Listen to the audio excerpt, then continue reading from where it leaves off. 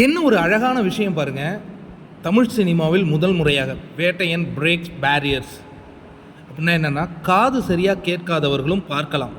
Audio description மூலம் ஸ்க்ரீனில் தெரியும் அசைவுகள் விளக்கப்படும்.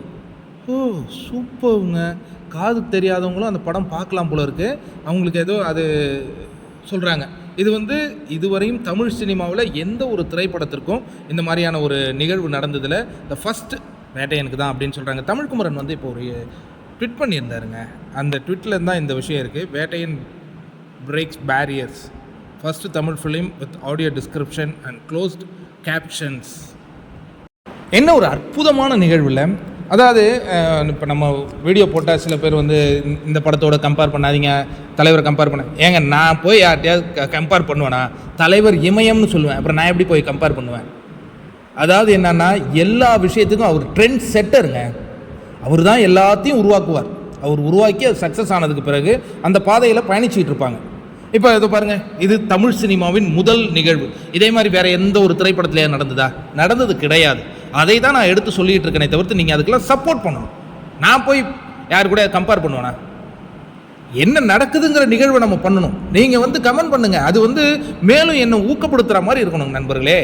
நம்ம ஒரு குறிக்கோளில் போயிட்டு இருக்கும்போது அது தெரியாமல் நீங்கள் கமெண்ட் பண்ணிங்கன்னா என்ன நீங்கள் என்னை புரிஞ்சு வச்சுருக்கீங்க நீங்கள் அப்படின்னு எனக்கு சில விஷயங்கள் கோபம் வந்துடும். உங்கள் கூட கோவப்படலாம், உங்கள் கூட தான் உறவாட முடியும். ஏன்னா இப்போ நான் மகிழ்ச்சியின் உச்சத்தில் இருக்கேன். காரணம் என்னென்னா, வேட்டையன் படத்தினுடைய அந்த இன்சைட் ரிப்போர்ட்ஸ் அப்படிங்கிற அந்த தகவல்லாம் வந்துகிட்டு இருக்குங்க.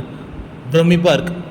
அதாவது எப்படின்னா, இப்போ சில திரைப்படங்கள் வரும், ரசிகர்கள் கொண்டாடும் திரைப்படம் 3 நாளுக்கு பிறகு மக்கள் அதுக்கு வரவே மாட்டாங்க.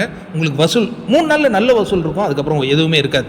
ஆனால் மக்கள் கொண்டாடும் திரைப்படம் நீங்கள் சந்திரமுகிலாம் எடுத்துக்கிட்டிங்கன்னா 800 நாள் வரையும் ஓடிச்சு. ஓகேவா?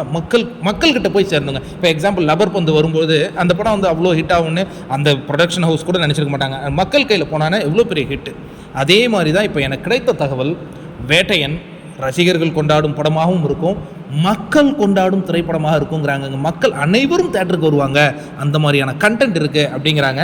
அதனால் யூஎஸ்ஏல இத்தனை லொக்கேஷனில் ஓப்பன் ஆச்சா, ஹிந்தியில் அங்கே ஓப்பன் ஆச்சா, அதெல்லாம் நம்ம கவலையே கிடையாது. இந்த படத்தினுடைய கண்டென்ட் எல்லா இடத்துலையும் ஓப்பன் ஆகும், மக்கள் அனைவரும் பார்ப்பாங்க. வேட்டையன் வெல்வா.